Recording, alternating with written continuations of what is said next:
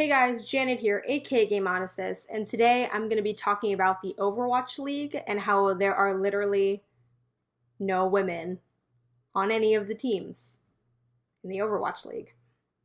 So this kind of all came to light for me recently after reading Nathan Grayson's article for Kotaku.com, or to be more accurate, for Compete.Kotaku.com, which is Kotaku's esports division of their site.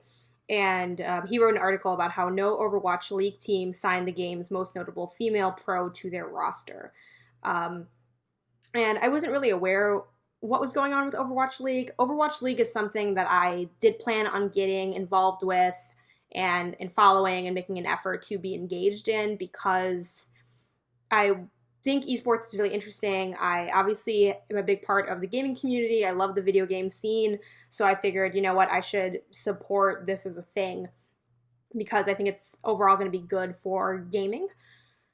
At least that's kind of what I went in thinking. And then having found this out is really upsetting for a lot of reasons, and I'll get into that in this video. But just for some background context, just via the official Overwatch League website for like what is the Overwatch League, just a nice succinct overview would be as follows. The Overwatch League, the first major global esports league with city-based teams, designed to celebrate the best of the best in the hit Blizzard entertainment title Overwatch. Our goal is to create the world's premier esports league where teams and players thrive for years to come. I was really excited about that. I definitely am disappointed that Chicago is not on there yet. I think that's going to be like coming up in later seasons of Overwatch League. So I was like scoping out my teams and figuring out like who I was going to support. And I'm like, into the Houston, Texas team. I was looking at London, which I believe their team's called Spitfire. So I was kind of exploring all of this over the weekend. And then, I read Nathan Grayson's article. He just kind of talks about just going in depth on the notable female player that wasn't signed was Kim Gaguri Seyon. And she's I realized after reading the article, I'm like, oh yeah, I've heard of her before. And she was the 17-year-old who got all those death threats because people thought she was cheating. And she's like, I'm not cheating, I'm just really good at the game, which was awesome. So I vibe with that a lot. But then after like reading through the article, it basically shows the comments that teams have made explaining why that there aren't women. So here are just kind of, and I definitely encourage you guys to read the article, but here are just a couple points that were made. From Houston, Texas's Outlaws team, the general manager, Matt Rodriguez, said, you have to go through all these hurdles. Like if you pick up a player, is the press going to call it a PR stunt, or is it because she was the best? So there's like a lot of issues that I'm just kind of going to informally run through these and talk about how messed up they are. Though I think you guys can probably deduce that for yourselves as well, but I just want to have that conversation with all of you. This idea of, well, if we get a woman, people are going to think we're doing it just because she's a woman. So my solution is to not have any women. And, I'm sure there's a lot of people that might watch this or just kind of be involved in the conversation and come up with all these excuses and reasons and all these things for, like, it not being a big deal. There's a lack of women, like, oh, if there was a really good woman, they would just take her and it's not anything else other than that. But, like, can you imagine the uproar if, like, all Overwatch teams didn't have any men? Like, people would lose their mind. And that would also look really weird. Like, how is that possible?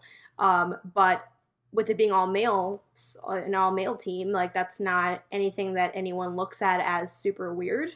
Like the community isn't really, there are definitely people in the community speaking out against this, and myself included, which is why I'm making this video. But that just goes to show you like what, privilege actually is and what sexism is and what discrimination is just generally in society. It's like the fact that it's like, oh, that wouldn't be normal, but it's normal when it's all guys, because it's that stereotype of like video games are for boys play video games better than girls play video games.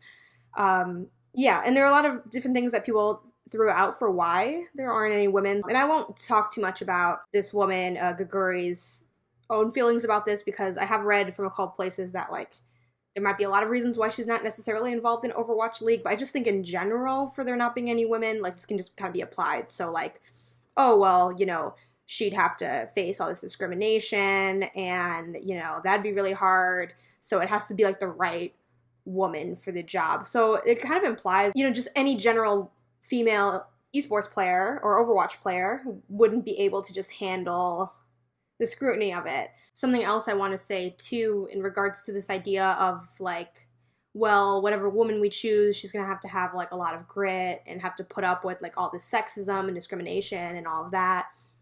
I mean, like, women are already putting up with that. Like, that's already your reality. I mean, will it be worse because it's on a bigger stage? I mean, probably, but that's like, they're like, oh, well, we don't want to make women are discriminated against, so we're not going to include them so they don't have to face discrimination. Like, we already face discrimination. Like, it doesn't make any sense. It's kind of like this almost patronizing, like, we have to, protect women from the ills of being excluded by excluding them. Like, oh, we would invite you, but then everyone's gonna be harassing you and talking smack about our team. It's gonna be bad for publicity. Like, it's just basically the story. At the core of this is it's easier not to include women, because if you include women, it's gonna stir the pot.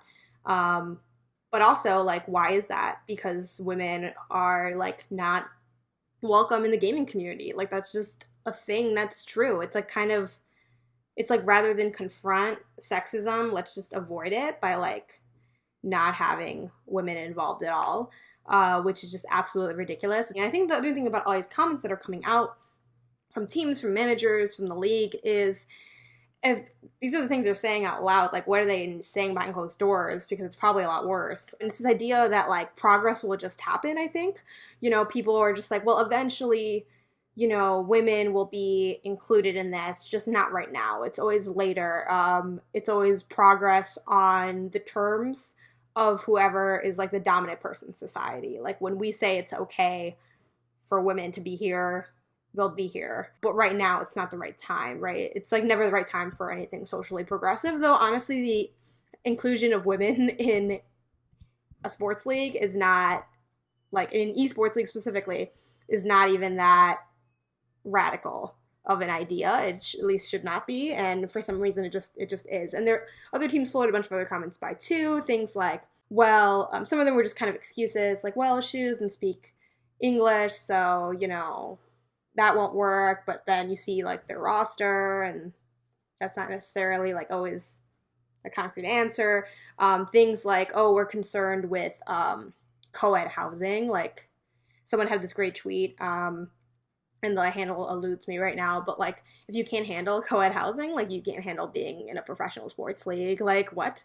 Yeah, it's just, it's a really disheartening article to read. I did read it all. It was very well written. So once again, shout out to Nathan Grayson for doing this coverage, which is so important, to be telling these stories and sharing this information out in succinct, good ways.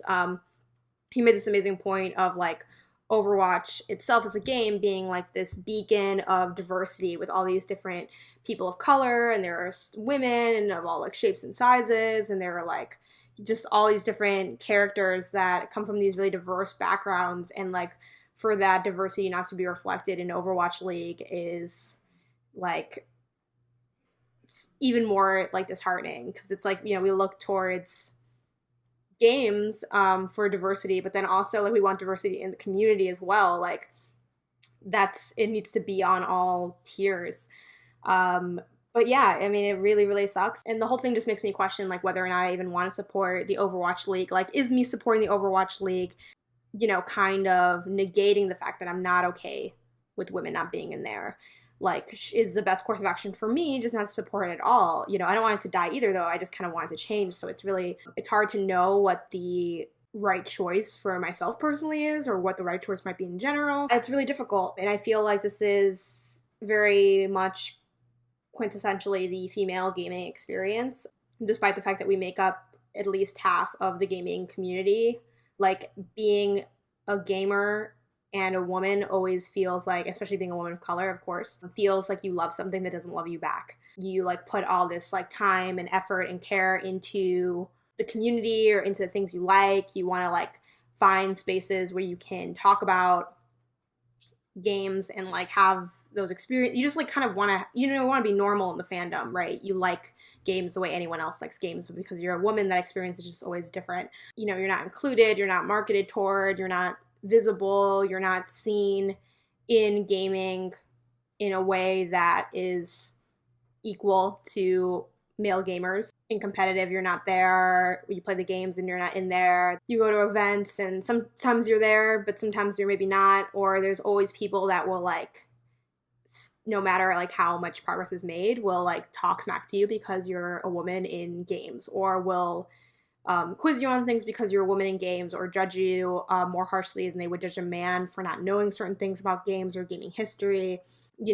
When you're playing online or when you're streaming or doing whatever, it's not just that you suck, it's that you're, a fake gamer girl, or another game girl who can't play, or another girl who of course is playing as diva, or a girl that of course needs to be the support character. It's hard. It's really, really difficult. I guess one thing I want to end on is people wonder why, like in the gaming community or in other spaces in life, oh, why do we need like a female gaming group? Or why do we need like to write articles that highlight female game developers? Where's the list of like the best male developers? Or where's this thing? Or why do we have like these certain organizations geared towards women in games? If we all want to be equal, why can't we just have everyone be treated the same way?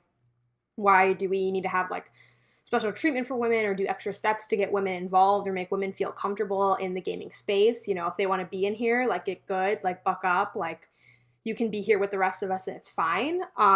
People who have that mentality, this is exactly why we need those spaces and need those things still, because when it's equal, we're not there. It's like, oh, we're just drafting players, like none of them are women. This is why people have policies, and maybe that's what Overwatch needs, like a mandatory quota of like, clearly we send you guys off and you won't come back with gender diversity at all. Like at all. So for the people who are like, well, why do we need those things? This is why. Overwatch League, definitely a boys club, not feeling that. And I still don't really know if I'm going to be watching it now. I just definitely turned me off to the whole idea. Sorry, this is kind of more of like a sad, negative video, guys. Normally my stuff's a lot cheerier, but I felt like it's something that we definitely needed to talk about and that I want to say and put out there for you guys, and just kind of get your opinion on where you're at with that. So definitely comment below with your feelings towards Overwatch League. Have you been keeping up with it? Do you plan on rooting for a team? How do you feel about the fact that there aren't any women in the Overwatch League? What do you think we should do as a gaming community to help change that? What can we do? Any of those thoughts, just drop them in the comments below. Be sure to like and subscribe to my channel, and go ahead and click that bell so you get notifications on when I post videos. And I have links to the article I mentioned, and also my Patreon, my social media, all that good stuff. Thanks for watching, guys, and I'll see you next time. Bye.